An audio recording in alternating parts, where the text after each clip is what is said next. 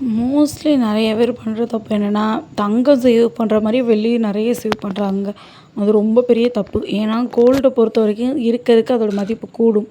வெள்ளிய பொறுத்தவரைக்கும் இருக்க இருக்க அதோட மதிப்பு கம்மியா தாங்க ஆகும். ஏன்னா, இப்போ இன்னைக்கு வாங்கிட்டு வரோம். இன்னும் 1 மாசம் கழிச்சு யூஸ் பண்ணுவோம். வெள்ளிய போய் பீரோல வச்சு பாருங்களேன், அப்படியே ஒரு மாரி கருப்படைஞ்ச மாரி ஆயி போயிரும்.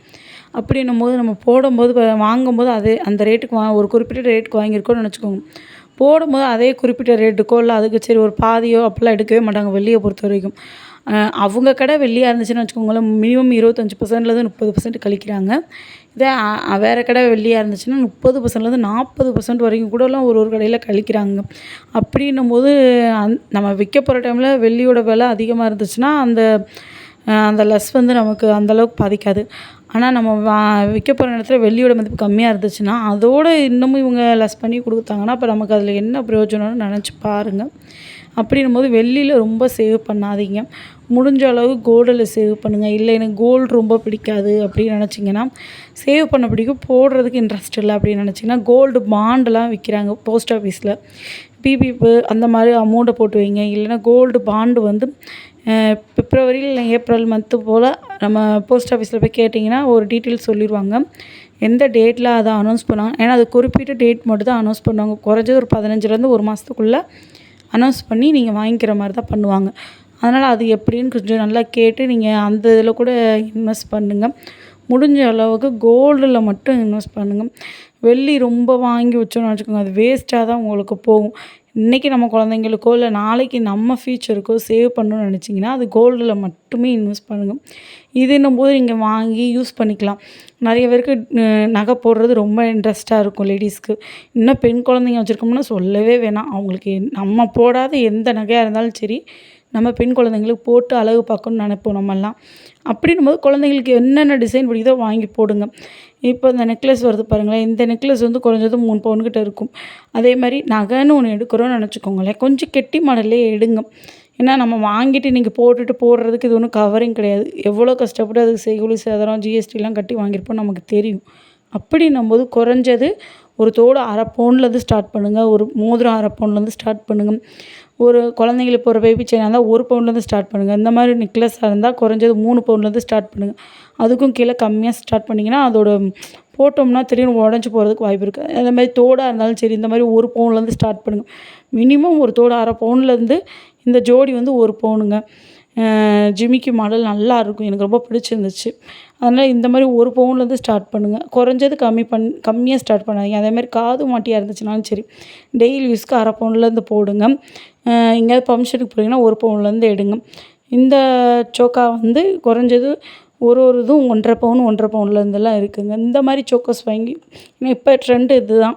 இந்த மாரி சோக்கர்ஸ் வாங்கி போடுறீங்கன்னா, குறைஞ்சது ஒரு சோக்கா வந்து 1 1/2 பவுன்லேருந்து வாங்கி போடுங்க. அப்பதான் இந்த வளையல் அழகா இருக்கும். வச்சு யூஸ் பண்ண முடியும். டெய்லி யூஸ் கூட இது வேர் பண்ணலாம், நல்லாயிருக்கும். அதேமாரி நெறைய பேர் காசு மாலை வாங்குறதுக்கு இன்னுமே இன்ட்ரெஸ்ட் படுறீங்க. ஆனா, அது வந்து குறைஞ்சது 3 பவுன்லேருந்து கிடைக்குது. ஆனா, அது வந்து அந்த அளவுக்கு இன்னும் அந்த காசு மாலை வந்து கனமா நல்லா இல்லங்க. அதனால முடிஞ்ச அளவுக்கு காசு மாலைன்னு எடுத்தீங்கன்னா, பெரிய லென்த்து போடுறோம்னா, அது குறைஞ்சது 7 பவுன்லேருந்து 8 பவுனுக்கு எடுங்க. கழுத்த ஒட்டி நம்ம போடுறோம்னா, அது குறைஞ்சது 3 பவுன்லேருந்து 4 பவுனுக்கு குறையாம எடுங்க. அப்பதான் நல்லா வச்சு நம்ம யூஸ் பண்ண முடியும். இப்போ குழந்தைங்களுக்குலாம் வெள்ளி கிண்ணம்லாம் வாங்குறோம்னு நெனச்சுக்கோங்களேன். பிள்ளைங்க எந்த அளவுக்கு யூஸ் பண்ணுறாங்களோ யூஸ் பண்ணட்டுங்க. ஆனா அடுத்து போய் அத போட்டுட்டு புதுசா ஒரு பொருள் எடுக்குறீங்கன்னு நெனச்சீங்கன்னா, அது ரொம்ப தப்பு. அப்படி பண்ணாதீங்க. வே வேணா நீங்க ட்ரை வேணா பண்ணி பாருங்க. எவ்வளோக்கு எவ்வளோ லெஸ் பண்ணுறாங்கன்னு ஒரு தடவ தெரிஞ்சுக்கிட்டீங்கன்னு வச்சுக்கோங்க, நிச்சயமா போடவே மாட்டீங்க. நாளைக்கு அத நல்லா கழுவிட்டு சுத்தபத்தமா குழந்தைங்க சாப்பிட்டது வந்து அவங்களும் தெய்வத்துக்கு சமம் தான். அதனால அது தப்பே கிடையாது. அப்படியே நல்லா க்ளீன் பண்ணிட்டு குழந்தைங்க சாப்பிட்டத பிரசாத கிண்ணமா மாத்திருங்க வெள்ளிய. சாமிக்கு பிரசாதம் வைக்கிறதுக்கு யூஸ் பண்ணிக்கலாம். அதனால அந்த மாரி கூட யூஸ் பண்ணுங்க. அது ஒண்ணும் தப்பே கிடையாதுங்க. அதேமாரி வீட்ல வெள்ளி குங்குமச்சிமில்லாம் வச்சிருப்போம். இது மோஸ்ட்லி வேணுமான்னு யோசிச்சுட்டு வாங்குங்க. ஏன்னா, இது அன்னைக்கு ஆடம்பரத்துக்கோ, இல்ல ஒரு இது அழகுக்கோ வாங்கி வைக்கிறோம்னு வச்சுக்கோங்களேன், இருக்க இருக்க வெள்ளியோட மதிப்பு குறையும். அதே நேரம் அதோட இது கருத்து போகும். பொழுதுக்கும் போட்டுட்டு செம்பு பாத்திரம் மாரி அத போட்டு நம்மளால தேய்க்க முடியாது. அப்போ அதோட மதிப்பு குறையும். அதோட குவான்டிட்டி குறையும். அதனால முடிஞ்ச அளவுக்கு வெள்ளியில இந்த மாரி குங்குமச்சிமிழ், பொட்டு இந்த மாரி வைக்கிறதுக்கு யூஸ் பண்ணாதீங்க. நீங்க குங்குமச்சிமிழ் தனியா ஒரு சின்னதா விக்கும் பாருங்களேன், அந்த மாரி உங்களுக்கு வச்சுக்கோங்க குங்குமச்சிமிழ். அதுவுமே பார்த்தீங்கன்னு வச்சுக்கோங்க, உள்ள பார்த்தீங்கன்னா குங்குமத்த கொட்டிட்டு பார்த்தீங்கன்னா, உள்ள நல்லா வெள்ளியா அழகா இருக்கும். வெளிய பார்த்தீங்கன்னா கருப்படைஞ்ச மாரி தான் அதுவுமே இருக்கும். அதனால் அந்த மாதிரி கூட உங்களுக்கு டெய்லி யூஸ்க்குன்றதுக்கு நீங்கள் யூஸ் பண்ணிக்கலாம். அந்த மாதிரி வெள்ளி பொருள் வாங்கிக்கலாம். குழந்தைங்களுக்கு வெள்ளி கொலுசு, வெள்ளி காப்பு, வெள்ளி செயினு, வெள்ளி ப்ரேஸ்லெட்டு அந்த மாதிரி பிள்ளைங்க டெய்லி யூஸ் பண்ணுறாங்க. பிள்ளைங்க டெய்லி யூஸ்க்கு வேணும் அப்படின்னா மட்டும் வெள்ளியை ப்ரிஃபர் பண்ணுங்க. இல்லை சேவ் பண்ணணும், எனக்கு நிறைய வெள்ளி வாங்கணும் அந்த மாதிரி இது பண்ணாதீங்க. அந்த மாதிரி சேவ் பண்ணுறது நிச்சயமாக உங்களுக்கு நஷ்டத்தை தான் கொடுக்கும். அதனால் அந்த மாதிரி வெள்ளியை சேவ் பண்ணணும்னு நினச்சிங்கன்னா அது ரொம்ப பெரிய தப்பு. இப்போ கோல்டில் இன்வெஸ்ட் பண்ணுறீங்கன்னா ஒரு சிலர் வந்து கோல்டு காயினுமே இப்போ ரொம்ப இன்வெஸ்ட் பண்ணுறாங்க. ஆனால் இப்போ பார்த்தீங்கன்னு வச்சுக்கோங்களேன், முதல்ல நிறைய பேர் கோல்டில் இன்வெஸ்ட் பண்ண நினைப்பாங்க. செயின் இந்த மாதிரிலாம் வாங்க மாட்டாங்க. காயினில் தான் இன்வெஸ்ட் பண்ணிக்கிட்டு இருந்தாங்க. ஆனால் இப்போ அதுக்குமே பெருசாக வேட்டு வச்ச மாதிரி நகை கடைங்க பண்ணுறாங்க.